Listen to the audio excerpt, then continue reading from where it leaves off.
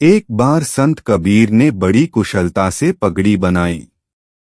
झीना झीना कपड़ा बुना और उसे गोलाई में लपेटा। हो गई पगड़ी तैयार। वह पगड़ी जिसे हर कोई बड़ी शान से अपने सिर सजाता है। यह नई नवेली पगड़ी लेकर संत कबीर दुनिया की हाट में जा बैठे। ऊंची ऊंची पुकार उठाई, शानदार पगड़ी, जानदार पगड़ी। 2 टके की भाई, 2 टके की भाई। एक खरीदार निकट आया।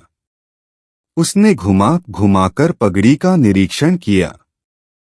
फिर कबीर जी से प्रश्न किया, क्यों महाशय, 1 टके में दोगे क्या? कबीर जी ने अस्वीकार कर दिया, न भाई, 2 टके की है।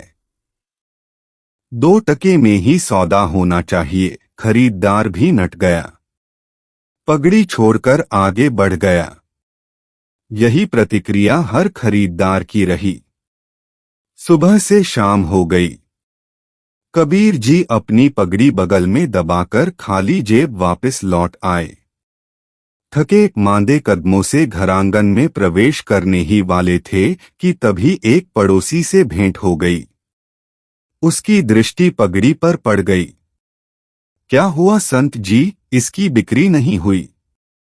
पड़ोसी ने जिज्ञासा की। कबीर जी ने दिन भर का क्रम कह सुनाया। पड़ोसी ने कबीर जी से पगड़ी ले ली। आप इसे बेचने की सेवा मुझे दे दीजिए, मैं कल प्रातः ही बाजार चला जाऊंगा। अगली सुबह कबीर जी के पड़ोसी ने ऊंची ऊंची बोली लगाई, शानदार पगड़ी, जानदार पगड़ी, 8 टके की भाई, 8 टके की भाई। पहला खरीदार निकट आया, बोला, बड़ी महंगी पगड़ी है, दिखाना जरा। पड़ोसी, पगड़ी भी तो शानदार है, ऐसी और कहीं नहीं मिलेगी। खरीदार, ठीक दाम लगा लो भैया। पड़ोसी बोला, चलो आपके लिए 6 टका लगा देते हैं। खरीदार, ये लो 5 टका, पगड़ी दे दो।